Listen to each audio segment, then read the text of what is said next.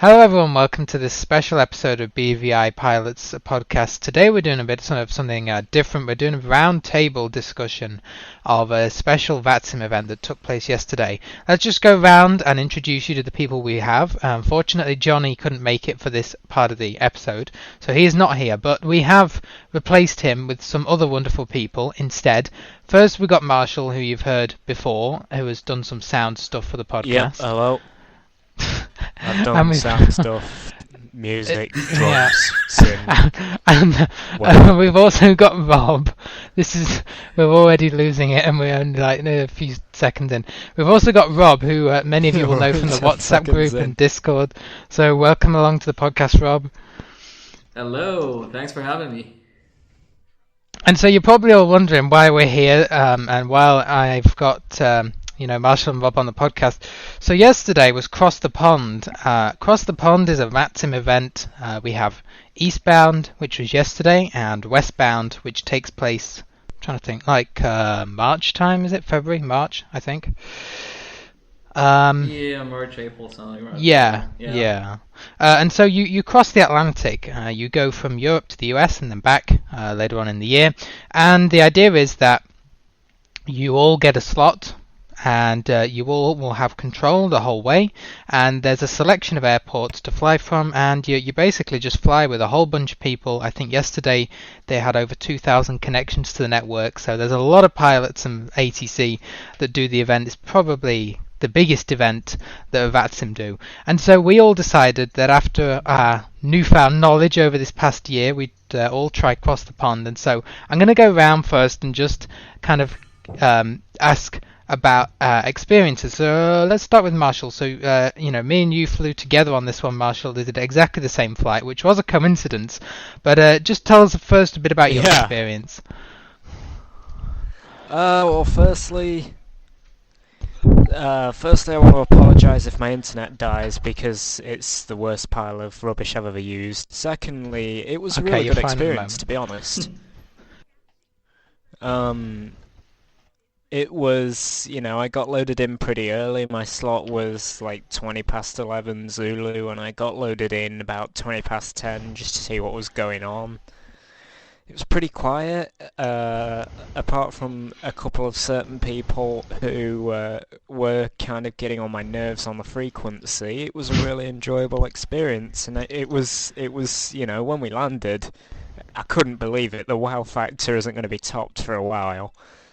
Oh yeah. The only downside I have to say about it is I was trying to do this for BVI Virtual, and my computer restarted midway through the flight. Yeah, that was. I feel like we all three of us had some little thing. This is kind of how it goes. Some little thing that went wrong, but luckily it didn't derail the whole flight. I mean, these were 8-hour flights or something like that, so there's always something that's bound to go wrong. Yeah. But yeah, I really enjoyed it. Calgary, good one for BVI pilots, to be honest, because it wasn't too busy, and Stockholm was alright as well. Yeah, so you had a good experience, Marshall, and I flew on the exact same flight as Marshall. There was a new system this time, a slot booking system, to try and ease congestion. So you went on a website and you booked 3 of your top routes, and then they would randomly select you a route out of that, and me and Marshall both got our top routes. We tried to go for airports, so we did Calgary to Stockholm, tried to go for airports that were going to be slightly less busy, we hoped, and it seemed to work well. Calgary had great ATC, really accommodating. I had a slight issue, which meant I had to restart the sim, but they sort of held on to my slot and allowed me to spawn as soon as I managed to get things back up and running. And yeah, it was great ATC, skirting the Icelandic coast as we went down, Reykjavik and Edmonton, and then Reykjavik. It was all great. And Stockholm, the approach was really easy. Now, Rob, you tell us a little bit about what you did, because you did a different flight. Right. I do want to say, first of all, I agree with what you said. I really think the lottery system is great. I think it's also just a great equal opportunity factor, right? Because it used to be, and just given I've never actually used the system, I used to be basically they would announce, the across the pond organizers would announce the time at which slots would open, and then you would basically go on a website and try and get your slot in, and it was first come, first serve. And I've never tried doing that on previous across the pond events, but I could imagine that it would probably have been extremely difficult for accessibility. Yeah, trying to I heard they went in navigate with minutes. NVDA around the screen, trying to see what's available, trying to click the button to book it, in time, and probably just then being met with disappointment when you see a message that's like, sorry, somebody came first and, snatched it away from you. So I feel like the system that they implemented with the lottery was great. Now, as far as my flight was concerned, I flew from Atlanta to Hamburg, and it was great. I chose Atlanta knowing that it might be extremely busy because it is a big airport and it's a popular airport in the U.S. But I just decided, let me just try it. Let me just see what happens if I get it, and I did. It was also my top route that I chose on the website. And so when I logged on, I actually started setting up 2 hours in advance, which in my case turned out to be a huge advantage because initially I was having some issues with Tramp getting set up. And so I actually needed to quit and relaunch the sim a couple times to get it all together. And then I got connected, and I was actually surprised that, first of all, there were a lot of controllers online. I think there were even just like 4 ground controllers and like 2 approach controllers, like, I don't know, 2 towers and 4 or 5 centers. Yeah. Like a lot of staffed stations online, and I think that did a great job to kind of like spread the load across these different frequencies. And so like what I actually did is I messaged the ground control. So I found my flight plan, got my PDC clearance, which was nice, and then I actually messaged the ground controller and I said like, hey, listen, I'm gonna have to spawn to the runway when it comes time for me to depart, and it'll take me like 2 minutes to get out of the airport. And he was like, okay, sure, no problem. Just ping me again when the time comes, and I'll get you out. And that was great. Just so he was prepared. So when it came time for me to start up my engines and get ready, I just let him know like, hey, I'm ready. And he then said, okay, contact tower, and he will let you know when you can spawn to the runway. So I did that, and just like 2-3 minutes later, I was allowed to then depart. Now the interesting thing was with me, the unfortunate thing is, 15 minutes after my takeoff, I had some sort of malfunction, and I just heard TFM announce vertical speed off, and it set the vertical speed to like 29,000 feet per minute, and it wouldn't let me change it. Whoa. It also would not let me like change the altitude or anything. It would just jump back to what it was set to prior to me entering a value. And basically all of that was left for me to do is just sit there and watch how my aircraft stalled and disconnect from the network. It absolutely crashed. And my first thought was, okay, I'm done. That's gonna be it for me. I've now missed my slot. And there's gonna be no way for me to actually participate in actually getting the flight done. But happily, I set everything up again. I reconnected the network. I messaged that same ground controller. I was like, okay, listen, we had some crazy crap going on. We have to do this again. Is there any chance? And I understand if the answer is no. And he was like, yeah, okay, fine, we can squeeze you in again. So I actually got to do my flight for Across the Pond eastbound 2020, and I was able to do it successfully. It was great.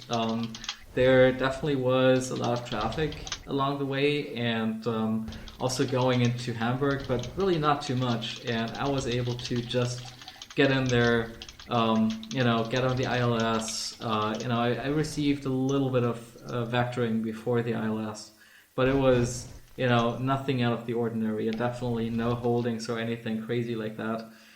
It was perfectly smooth, and honestly, just landing and knowing that, I had managed to successfully participate across the pond, it was huge.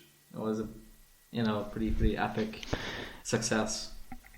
Wow, Rob. Yeah, that's great. I mean, it sounds like you had really similar experiences to us, minus the stalling on departure. We didn't have that, luckily. But it sounds like the approach you had was very, very good. Now, I'm just going to bring Johnny in here because he just jumped on. So we're going to introduce John and Rob. And Johnny is the other, obviously, presenter on the podcast. All of you listening will know that. So I think he's muted at the moment, so we don't hear you, Johnny. But hey guys, how's it going? Can you hear me? Yeah, we got you.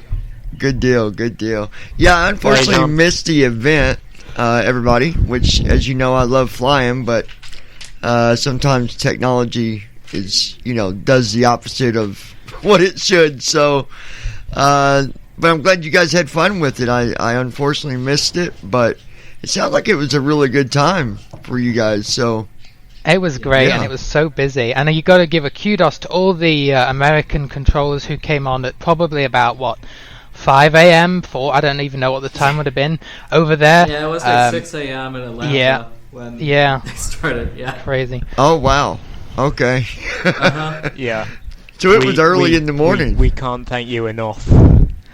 Yeah, all the controllers we had were great, that, especially for being accommodating for us. Yeah.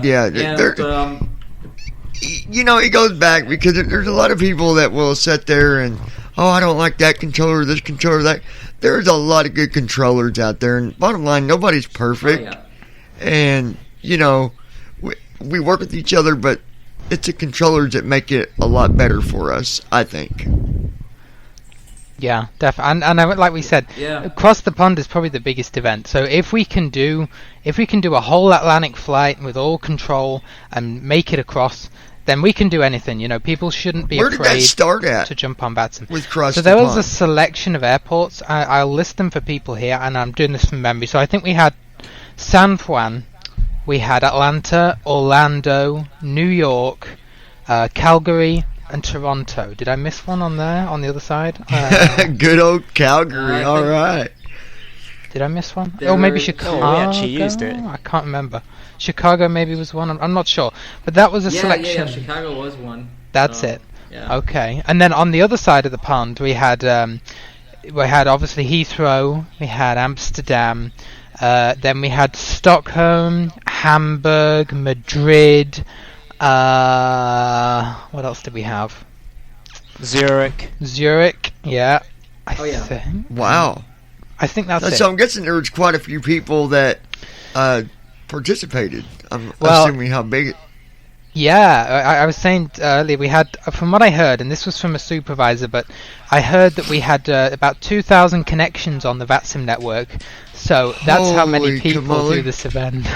It is. That's a lot of that is a lot of airplanes in the sky, And let me just say, as a someone being visually impaired or blind, however, I don't know which is a better way to say it, but that just goes to show that even with all them people, all them planes, it just shows how technology is on our side, and we're able to fly just like everyone else. And that's, to me, I think it's amazing. And it sounds like you guys had a really good time. I like Calgary. There's some that don't like Calgary, but I don't have any problems with it. I don't like it to land into. Oh, really? You have trouble landing too? Okay. Yeah, I haven't landed into them many times, but I got to say, getting out the controls were great.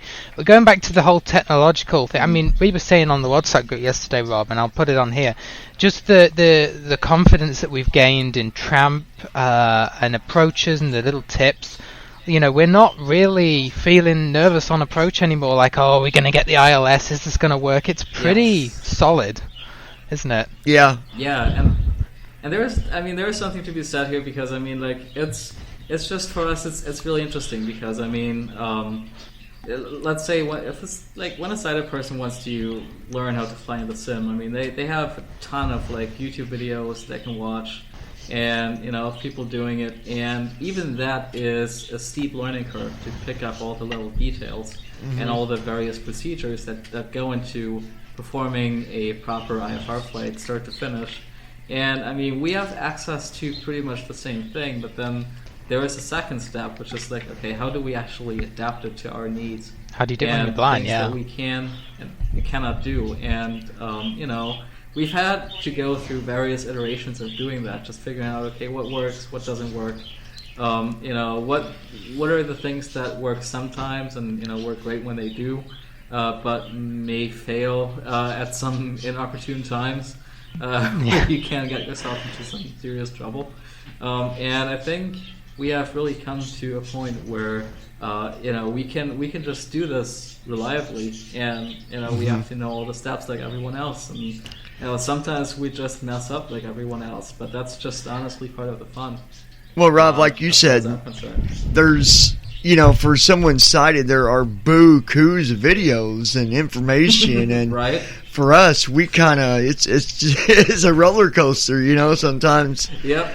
Things work, and then you get halfway through and you're like, oh no, that didn't work, we got to figure this out again. But I think we've came a long ways, and the comfort zone is just outstanding. This year's been massive, it's yeah, definitely. Like, don't think, guys, that we haven't failed. We've done 10-hour flights and then had them crash or lose them at the end.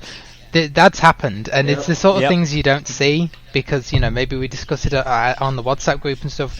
It's I know Rob's done streams and stuff just where we're still learning and things have gone wrong or whatever. Oh man, I've done streams. Not even like a month ago, maybe a little less. I flew for, I can't remember where it was I was going, but it was like a 14-hour flight.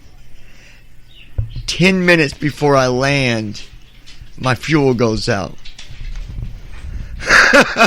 It's like all that flying, and for some reason the estimated fuel was wrong, and man, wow. I'm like, I just flew 14 hours and lost it. And someone's like, you gonna fly again? I'm like, yeah, I'll get back to that some other time. 10 minutes out. I thought, can I glide in maybe? But it doesn't work. Frustrating. But you get back up and you say, let's do it again. I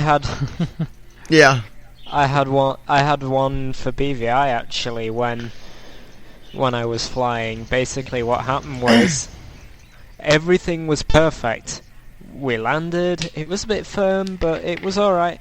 I went to put the damn parking brake on, and for those who know, control semicolon and control period are right near each other, and control semicolon resets the flight. Well, like factory settings. I remember when you mentioned that in the group. Yeah, and like you said, this is just to go to show that it's not always a walk in the park for us. I mean, my computer completely crashed yesterday. I had to redo it all, and just for having to do that, it's not as easy as someone sighted. They can just load the sim and they're good to go. Install the sim, load it, bam, let's go. Not for us. We've got all these different things that we use. There's the different programs, and I guess everybody uses Navigraph. It's not like they don't, but point being, it's just the way it is. You got your up and downs, and there's a lot that happens. But I think, all in all, we have came a long ways, and great things are happening. Great things are happening for us as a blind simmer. I'm absolutely grateful for having, Jason and Andy that have went above and beyond to make it possible for us to have a little more comfort, Yeah, and the future TFM, the way it's going. I mean, people might think with FS 2020 being accessible, this is going to be a low year for our community. It's completely the opposite because we've learned so much, and FS 2020 might be a bit of a flop, but what we have is certainly not. So. Yeah, I'm sticking with what I got, even if I'll be honest, and it's nothing against them, but even if it was accessible and things were okay, I would stick with what I got because I didn't put all this time into all this stuff to just give up on it.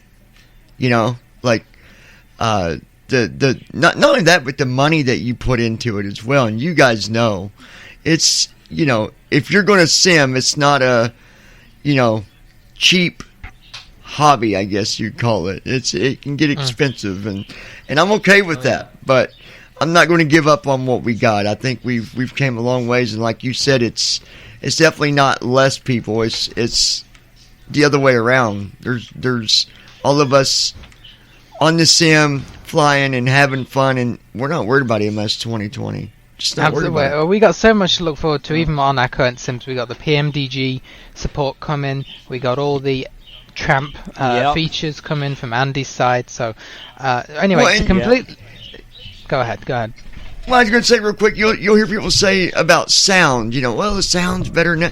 If you want good sound, you can get it with what we use. There's no doubt in my mind. Actually, you can get really good sound. Some streams, having watched some streams of people actually flying an FS 2020, I don't necessarily even think that the sound is sick. Oh, the plane sound. I'm with the jets. I'm with you. Yeah, I'm with you, man. It's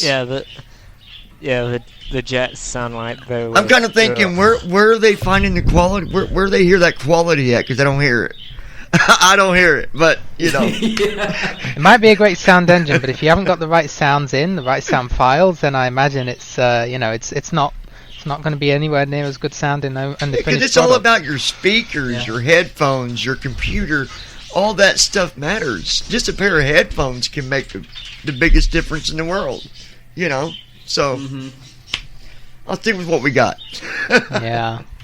So we talked, I think. Considering, I mean, it's Hey, go ahead. We can all talk at the same time on Team Talk. There's no cutout, so we all end up just speaking. We all end up starting speaking at the same time.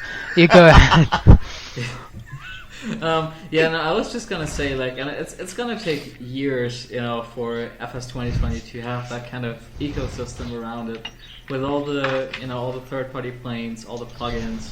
All the sound stuff that you can get currently for Prepared or even like FSX, it's gonna take a long time for Prepared for FS 2020 to get there.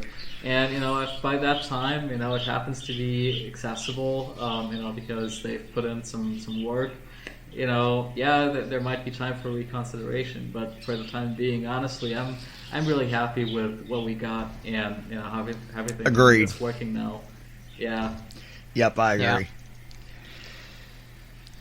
Cause you don't work hard on something for that long, and then something new come out, and you just, after you spent this money and did this and did that, you don't just throw that away and be like, oh, I'll go to this new thing over here. At least not me. It's if I'm going to spend money on something, I'm going to use it, and I think it was universal, right? There was high expectations across the board from us and side of people, and I don't think it's met. I don't think it's met it for either of us, to be honest. I don't think it's quite got there yet. I agree. Yep. I agree. We heard a lot of expectations. Same with a lot of stuff. That me and Declan warned people, and they were just going on and on and on about, oh, it's going to be this and it's going to be that, and we're like, don't get your hopes up, because I knew it was going that direction. I just had that feeling, But Jason and Andy have stepped up to the plate, and they're going. Yep. I think the PMDG, like Rob was saying the other day, PMDG when we get that is going to be what we hoped FS 2020 would be. That we can push all the switches and buttons and hear everything. Yeah. That's going to be amazing. Yeah. That's like the one thing that I just wanted to get out of FS 2020. Initially be able to interact with the actual instruments and the. What do you guys think about roadmaps?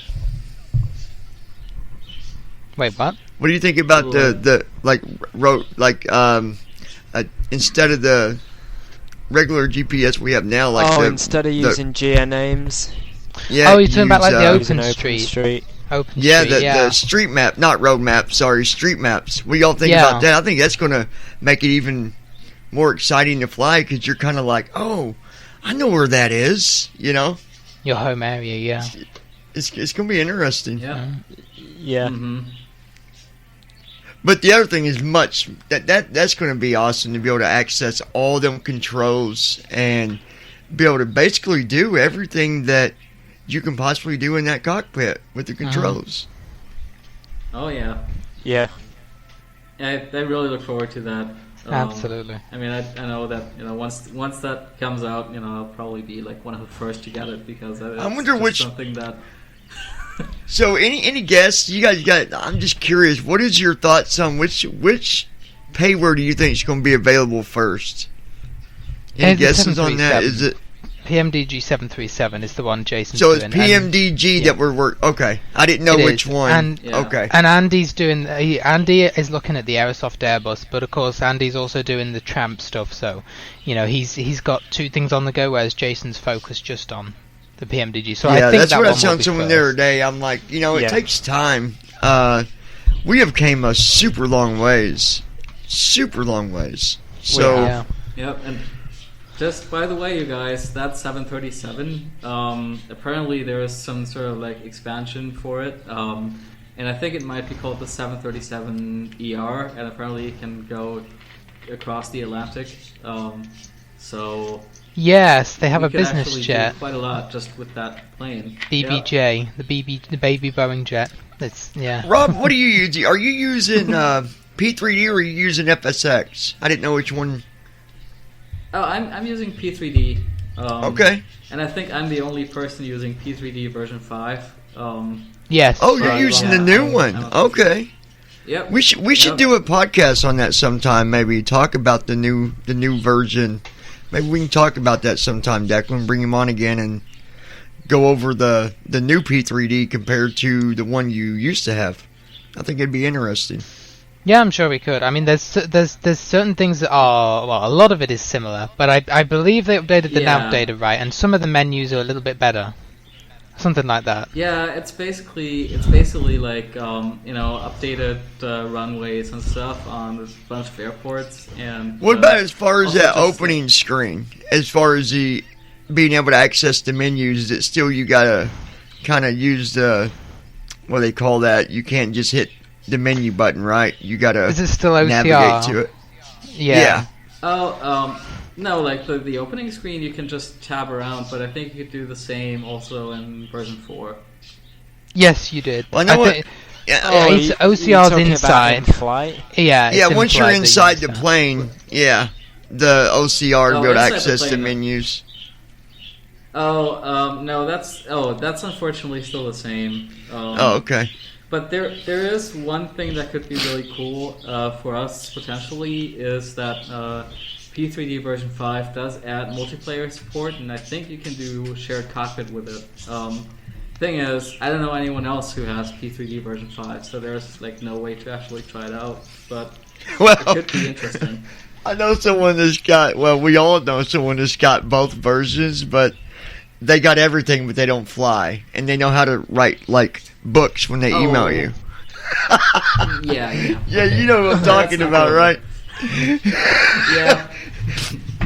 You got all of it, but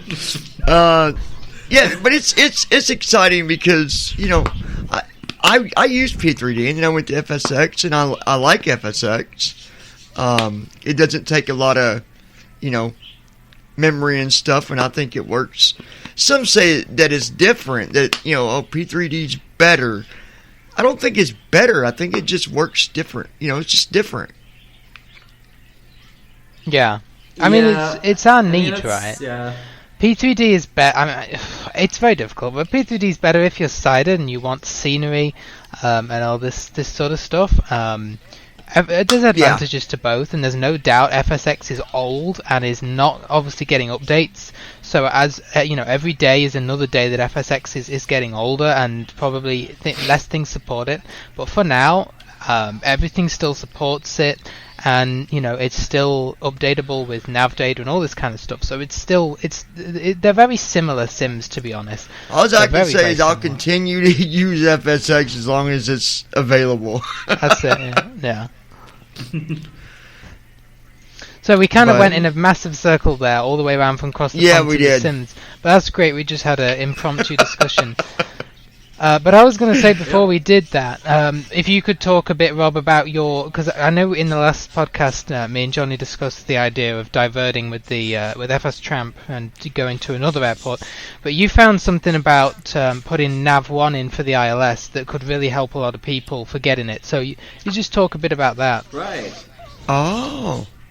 Yeah. So basically, I've had this issue a bunch of times, especially on vatsim, when you're getting ready to land, you're coming into an airport, you have a controller online, and they start giving you vectors, and they start, telling you turn left to this heading, turn right to this heading, and at some point they go like, okay, you're cleared for the ILS.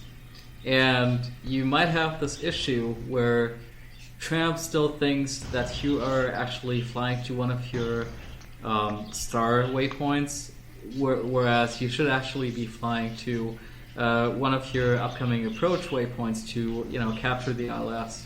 And so what happens then is you're kind of in a situation where you just don't know, like, okay, what the heck is going on now? And if you were to just turn on, like, or return control over the heading back to Tramp, it would just do something random, and the controllers would get confused, and it could just be pretty nasty. Now, in some cases, what works is to just kind of like go in, select your first approach waypoint from the list, and just go like, okay, fly a flight plan from here.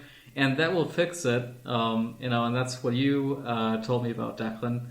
And I've tried this a couple times. Sometimes it works, sometimes it doesn't work for me. And so what I've figured out is some of the flight planning tools that we have available to us, like for instance, Ideal Flight or Sim Toolkit Pro, they will show information about all the runways at your destination airport, including their ILS frequency.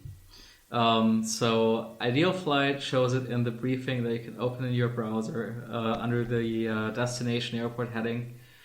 Sim Toolkit Pro shows it in the airports database. Yeah, tools and data, when you and then airports. Yeah.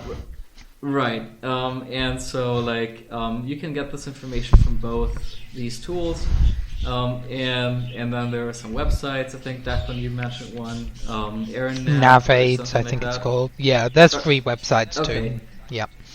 What information does it give you? Like, what info do they really need? Like, I mean, SimTalk, it gives you a lot, right? I think, and probably Ideal. It gives you the runway length, the slope of the ILS.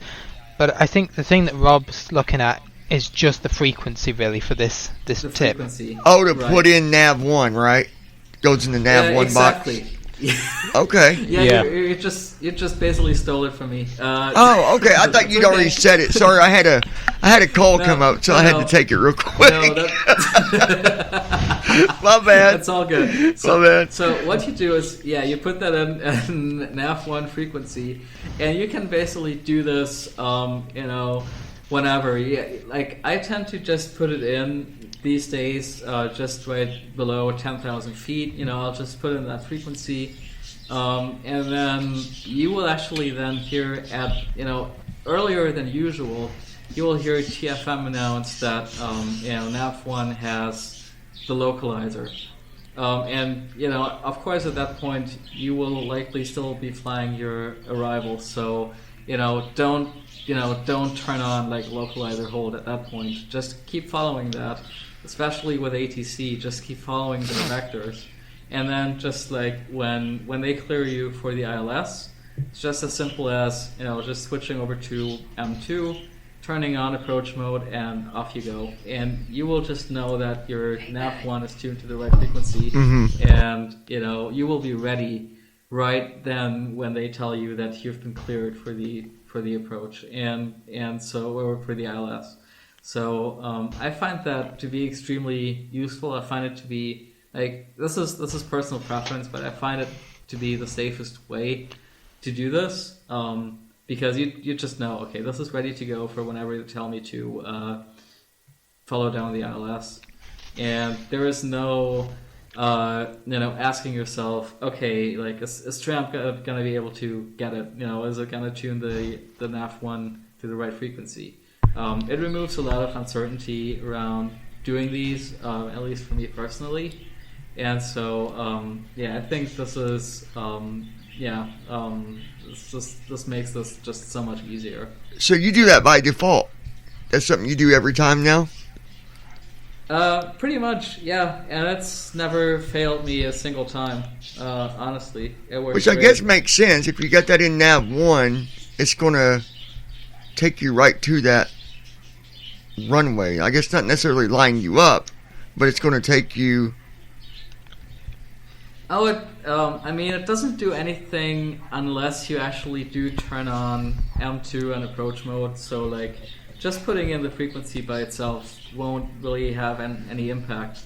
The only difference is really that Tramp doesn't tune it for you, but you just do it yourself at whatever time that you choose. Now, the only time where you might want to not do this is if you have any VORs on your approach or on your arrival, where Tramp will set the nav1 frequency to the VOR that you're currently inbound to track its heading. So you might not want to do that until you're past the last VOR on your arrival, and then wait until then before setting the frequency. But apart from that, it works well, and it does. You end up following the glide slope, so you do end up being pretty much lined up with the runway. Yeah, and I definitely think this could be useful for some people who have trouble getting it, because yesterday across the pond, I didn't put it in, but I had it on my clipboard, just ready, and I was kind of watching Tramp because I was, I wasn't sure. The thing is, of course, Tramp will tune it if you get to the approach waypoint that it needs to get to. Sometimes it's the first one, sometimes it can be a bit further down, but if it doesn't get to that because you're being vectored, it won't tune it and you won't get it. So, we were lucky into Stockholm that it did, but it's great to know that you've got that there, and you can even go and check with TFM now. All you got to do is, I think it's there's commands for all these things, or you can check in Tramp. It's your autopilot key plus N. So yeah. I think on US and English keyboards, that's what, left bracket or left bracket, yeah. Okay. So yeah, I have to every time reassign these because I'm using a German keyboard. So yeah, that's kind of confusing. But yeah, so you can check and see if you know the frequency. You can always check, and you'll know. Oh yeah, Tramp has tuned it. That's great. Or you can say, hang on a minute, we're getting vectored here, and it hasn't tuned it. I'm just going to do it, and it's almost instant. TFM will usually pick it up, the localizer, and you'll definitely have it by the time they clear you for the ILS. It is very reliable. Yeah. It's a good safety net. Yeah. Because it's confusing to explain to people about the whole system, and when to go direct, when not to go direct. So it's great to have a more reliable system. Like I say, you can see it on Sim Toolkit, Ideal Flight, and NavAids on Google. Well, it's just nice to have, there's all these different things that are really important. It makes things a lot easier for us. Kind of, I think we had spoke about giving people, telling them how to do like hold, and stuff like that manually. Little things like that do help, because if you're under this situation, it's better to know how to do it one way or another than not have no idea at all, And so I think even holding, doing it manually by just going in a circle, it works. So all these little things make a big difference. Yeah, sometimes you'll get asked to do an orbit, sometimes you'll get asked to hold, but these are all key things, guys, if you want to do across the pond, and I think this is a great example that, next cross the pond, if you wanna do it and you're a bit concerned about your vatsim skills, practice, doing a holding procedure with Tramp, going in, setting the headings, practice doing a good, reliable landing technique, and you will be fine. It's very doable, especially now. I mean, is. Yeah. Because and this is something we haven't talked about. I should go around and talk about this. So the oceanic procedures were very different this year. I know people are often worried about what they got to say going across the ocean. Well, you don't really have to worry about that anymore. I'll tell you what. You haven't. I'll let you do this one, Marshall. So, tell us a bit about your experience with the oceanic setup. A lot better than last time. It was ADS-B all the way, so it was just like standard sensors, and you just had to say you were with them in your flight level. Yeah, so it's usually done by ACARs, right? I think. Particular details. In the real world, yeah. So this is just it's just check in with them. That's all you got to do, really. Did you guys actually have to request your clearance via the website, or how did the clearance it all work broke out for you guys? itself? Yeah, well, I don't think we actually we requested it, and then it never came. But I don't think we needed to do it because the whole way we were actually never really over the ocean. We were skirting land because we were on an Icelandic routing. So, I actually saw something about that. Sorry to interrupt real quick. Yeah, go ahead. There's actually, it seems like there was a thing where you actively needed to refresh the website to see your clearance on there. So it's possible, I don't know if you guys did that, but it's possible you actually did get your clearance. You just no, we did that. We did that, and it was supposed to be PM to you on the network as well, in a private message apparently. Yeah. But I don't think. I think we kind of requested it, but it wasn't needed in the end. So no one ever got back to us on it, and we just left it. And we actually had controllers saying to everyone on frequency, you don't need to request your clearance because you are over land. See, when I did that long flight that I was telling you about when I ran out of fuel, I went through the same thing. Like I went to the page and stuff, but I never seen nothing about for the clearance. So I was like, well, I guess I can go, and I just went ahead and just went. I mean, I didn't run into no problems though, and I've not done Oceanics very often, so I was a little nervous. So that just goes to show that just do it. If you're doing something wrong, the controller is going to tell you. They're not going to be like, oh, stop flying, don't fly no more. They're going to tell you what you need to do. They're going to say, hey, this is what you need to do. Just make sure you do it next time or whatever. They're not going to shut you down. That's not. They don't want to do that. Yeah. No, exactly. They are very friendly, very helpful people, and they really just want to give you a good experience and help you along the way. I mean, my gosh, I've had controllers that here when I thought I was going to have to leave a flight, I had one land me by heading all the way until my tires touched the ground. They just kept giving me my headings and altitudes, and they're like, this is how we're going to do it. I'm like, well, okay, we'll try it. It worked, but nice. Just don't give up. That's the thing. The more you do it, the better it's going to be. Yeah, just like the real world. If you ask for help, you tend to find that they'll be more helpful than you expect. Mm-hmm. Yeah. What was I going to say? There was something else. But so I think when you cross Gander or Shanwick, I think it's just your flight level and your MAC number they might ask for. But other than that, I think I don't know whether it's now standard procedure to use the website. To be honest with you, I don't know about that. But where do you find your MAC number at? Like when I did mine, I was having trouble like looking at the right information. Just do TFM, just hit M, right bracket M, and that's your current MAC.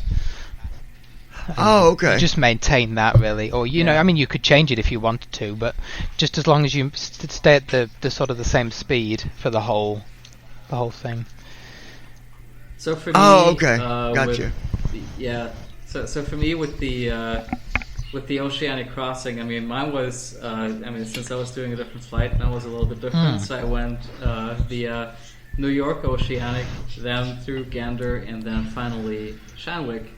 And it was very simple. So they had actually communicated at the day of the event. So yesterday, after the event had started, they actually said, okay, if you're entering the NATRAC via New York Oceanic, the last New York center controller will actually take care of your clearance for you, and there is no need to use the website or anything.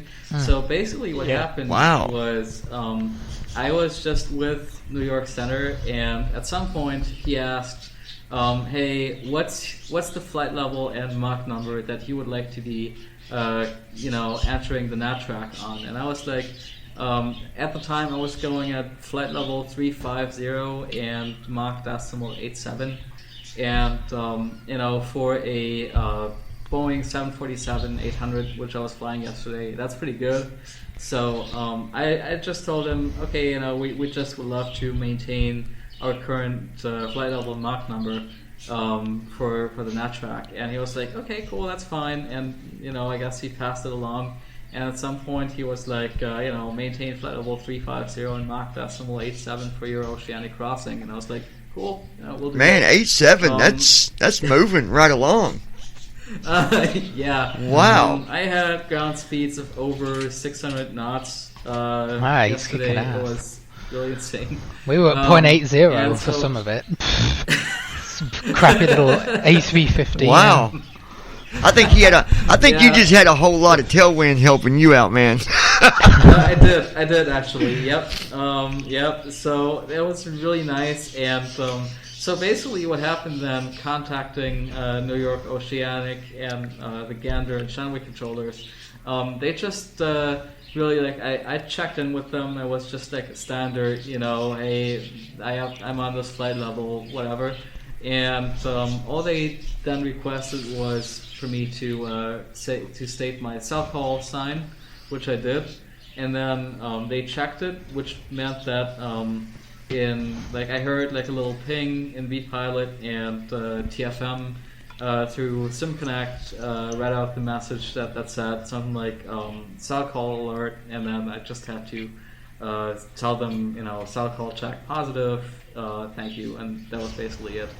And then I was just cruising along, being handed over from in between Gander controllers and then over to Shenwick, and it was simple. It was it was great, and it was also nice because I personally, even though the position reports could be a little tough for us because we had to just kind of estimate based on the information we got through Tramp when we would be crossing a certain waypoint, I still kind of felt it was sort of fun to do them because I always felt like I was cruising through outer space, and I was giving all these position reports, back to the ground station, to tell my mission team where it was at, and so it was a kind of cool experience. But then even without the position reports, there was still a lot of voice traffic on these frequencies, and I just felt like, hey, if all of these pilots were even doing position reports and on top of all of that, it would just not be sustainable. It would just not work out. And so, I think they actually made the right decision here to go, okay, this is now a thing of the past, and we're now handling this in a different way. I think that's a really wise decision. Yeah. And hey, if there are ever smaller events, or you just do a long haul flight and Oceanic controllers just happen to be online, you could probably still ask them and be like, hey, are you workload heavy right now? And if they go no, it's fine, you could probably still be like, hey, I'd love to do some of these position reports again, and I'm sure they would probably be like, okay, let's do it, if they're not too busy. Yeah. But I feel like it was much more coordinated yesterday. They spent a lot of time managing aircraft's flight levels and max speeds. They were constantly telling aircraft to speed up a little bit, slow down a bit. And they didn't do that in the past, but there was no holding on arrival. And I know it's a smaller airport, but it seemed like the traffic flow was much more managed than previous years. How often do they do this event for the Twice a year. over the pond? twice a year. I think I was saying at the beginning. I think it's March or April, or I think something like that. And then it's obviously it's usually the end of October actually, the eastbound crossing. But because of COVID, I guess, and stuff, they just moved it forward a little bit, a tad. So yeah, October, November. Yeah, I'm definitely. Hopefully, I can be at I really wanted to be at this one, and unfortunately, things happen like we were talking about. Sometimes things happen. There's nothing you can do about it. Did you have to reinstall Windows and start from I had to scratch, redo I had to redo everything. It wasn't just me. It was kind of work related. A lot of computers got messed up. We had connected to a database that had been attacked, basically. So anything connected to it, it got the same thing. So, yeah, there's a bunch of us, me and some others at the courthouse, and it was just a mess, complete mess. But, these things happen. Yeah, and of course, wow, that's unfortunate. The group behind the virus, they're going to pay the consequence too. So, well, yeah, if you're going to attack somewhere, it's not attack a courthouse. It's not the best idea, is it? I mean, that's and the thing was, they thought they were, and I know this is way off topic, but the thing that I found funny out of all of it is that they thought that they were so smart, but yet it only took about 35 minutes to track down where it came from. Wow. 35 minutes of investigating, and it was done. Yeah. Great. Yeah. So, kudos to to the IT guys that you have over there. Yeah, for sure, man. They know what they're doing. Yeah, I was just glad that they did it and we was able to fix it, because nobody should never do that. Yeah. It's awful. But anyways, I hope I get to join the next one. But I'm glad you guys did. At least our group got in there. That makes me happy. So we did. We had 3 Vision pilots. Oh yeah. Speaking of that, actually, there is something I just wanted to say. I was personally not sure if I was going to use the Vision call sign, because I was just concerned that it might confuse controllers. They might not know the call sign, and I was expecting voice traffic on frequency to be a lot more chaotic than it actually was. So, but then in the end, after speaking with Declan on WhatsApp, I decided to do it, and so I put my call sign in. It was Vision 286, and I did put that in the remarks. Yeah, they're starting to learn who we are by that Vision name, which is really cool. That says really something, you guys. It does, Yeah. And it was just great because there were like 1 or 2 controllers who were asking me like, oh, what was that call sign again? But when I repeated it the second time, they actually got it, and same. That was pretty impressive. That's amazing, and it just goes to show, sometimes you hear people think, if you're out there and you think that we're not getting out there, that it's not, we are. We are definitely getting out there. I mean, there's a lot of airports, and for them to start to recognize us, it takes time. And when they do start to recognize us, then you're just going to see it continue to build, as long as we continue to sim. So yeah, couldn't have said it better. Yeah, yep. We had the same experience. There was a couple who just sort of say, Vision is Vision, blah blah blah. You just have to emphasize it. But other than that, they were all great. There wasn't a problem. So yeah, and like you said, you guys get on the, fly on VATSIM. Don't be scared. Nobody is perfect. I don't care. I still make mistakes. I mean, it's just the way it is. So do I. Yeah, we all do. And there's times when I'll hiccup on my transmitting and stuff. I'll get mixed up every now and then, but you know what? It's just the way it is. It's not a big deal. Yeah. And, I mean, it is hard, especially when you're just doing a takeoff or landing, just listening to all the stuff going on, trying to adjust your altitude and your heading and speed and all of that according to ATC instructions, while also, trying to listen out to the frequency and responding to the different instructions you get. It's a lot. It takes practice, and no one's expected to be like perfect at that from the get-go. I don't know about you, but if this is what I learned to do is, if you get a controller and for some reason you can't understand them, and it will happen, I promise, it will. If you can't, ask again, and then if you still can't, go to text. Message them. Yep. And just they'll write you back with your information, and there you go. I mean, yep. It a little bit of work, but it's not too complicated. I figure I'd rather do that than keep on saying, can you repeat again? What was that again? Yeah. Say that one more time, please. Right. Because then you're gonna aggravate the crap out of them. They're gonna be like, "Oh my gosh." Right. I'll do a repeat one time. If it don't work after that, I'm gonna just write them and say, I apologize. Can you just give me the information, again through via text? And no big deal. Yeah. Yeah. So there's definitely. a good tip for you guys. Good tip. Yeah. Yeah.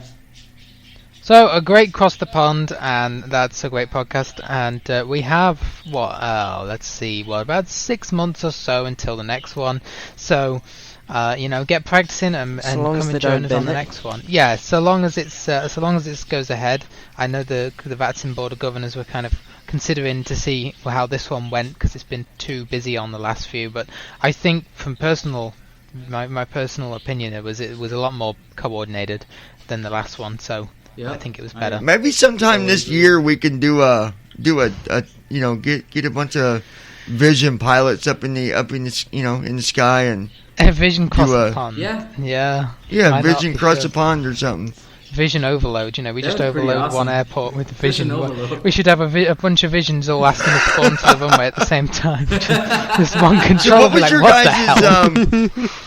What was your times on flying? How long did this last? What was your guys'? How long would you fly? About 8 hours.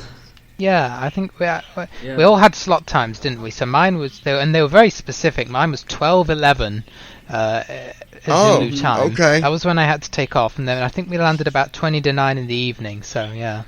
So at that time, you had to be ready to be on the runway and going. Yeah, basically. Ready to go. Yeah, pretty much.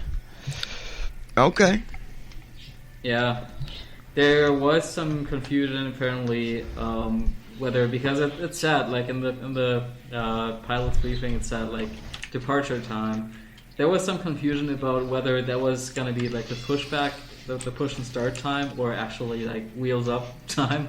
And it turns out that was actually really supposed to be departure time, and there was actually a lot of comments in the feedback thread about making that a bit clearer to say like departure time. Or takeoff time, rather. Departure time is what it said. Yeah, okay. I think we've got everything there. I think it was a great discussion about Cross the Pond. So, in 2 weeks' time, we're going to do a discussion probably of TFM. I might see if we can get Jason back on, only because of his PMDG exploits, and I think later today he's hoping to release a video just demoing the initial work that he's got so far on the PMDG 737. So that's going to be interesting. All of you look out for that. But maybe in 2 weeks he'll have got even further, and we can get him on to talk about it. You got some nice birds over there, Johnny, in the background. But anyway, yeah. Oh, so yeah. Yeah, so you can hear them whenever you're mute. I was trying to figure out where they were coming from, whose mic, and it's on your. They are super. Yeah, hold on. I'm gonna fix that. Were they outside or are they? They're getting a little loud. Anyway, guys, so Bvi Pilot Podcast at gmail.com is where you can email us. The Twitter at Bvi Pilots, the any of the YouTubes. I think there's my YouTube, Blind Flight Sim, but Johnny has the Bvi Pilots YouTube channel. Any of those, comment, ideas, suggestions. As long as it's about flight sim, we had one person email us asking if they could come and talk about some product that they made for the blind to access WhatsApp and YouTube and things like that through voice control. And I've replied to them and said, look, I'm commending you for your effort. Sounds like that could be a great product, but it's not really relevant to our podcast. It's kind of that's kind of advertising. We're not. Yeah, we're not it's an got to be related. I mean, that's a bit of a stretch, that one, to try and relate that to flight sim. You want to make something that's voice controlled with flying? By all means, let us know. We'll check it out. Yeah. All right, guys. So we will see you in 2 weeks, and I hope that you have a good fortnight over the next few weeks. Yeah, you guys take care.